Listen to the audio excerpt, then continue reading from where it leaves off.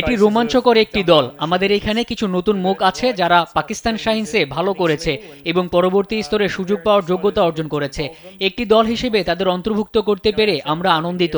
আমাদের জন্য চ্যালেঞ্জ হলো এখানকার পিচের সঙ্গে দ্রুত মানিয়ে নেওয়া। আমাদের সামনে যাই আসুক না কেন আমাদের নিশ্চিত করতে হবে বাংলাদেশকে তাদের কন্ডিশনে চ্যালেঞ্জ করার মতো একটি দল আমাদের আছে। হ্যাঁ, অবশ্যই আমরা বাংলাদেশকে ৩-০ ব্যবধানে হারাতে পারি, কিন্তু আমরা বাংলাদেশের কন্ডিশনে তাদের বিশেষ সম্মান করি। আবারও বলছি, এখানকার কন্ডিশন টি-20 সিরিজের তুলনায় অনেক ভিন্ন হবে। আমার মনে হয় দুই দলই ব্যাটিংয়ের মতো বোলিংও চ্যালেঞ্জের মুখে পড়বে। বাংলাদেশ সাম্প্রতিক সময়ে অনেক বেশি 50 ওভারের ক্রিকেট খেলেছে, তাই আমাদের এই দীর্ঘ ফরম্যাটের সঙ্গে দ্রুত মানিয়ে নিতে হবে।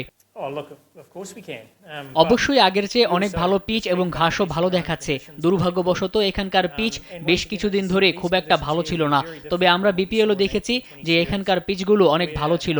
মনে হচ্ছে অনেক বেশি ঘাস আছে এবং ব্যাট ও বলের মধ্যে সত্যিকারের লড়াই হওয়ার সম্ভাবনা আছে।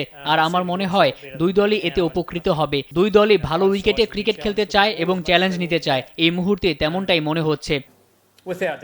আমার মনে হয় না নির্দিষ্ট কাউকে বাদ দেওয়া হয়েছে। এই সিরিজটি আমাদের তরুণ প্রতিভাদের পরখ করার দারুণ সুযোগ। আমরা বছরে কম সুযোগ পাই নতুনদের দেখার, তাই এই সিরিজে কতজন খেলোয়াড়ের অভিষেক হচ্ছে তা নির্ভর করছে।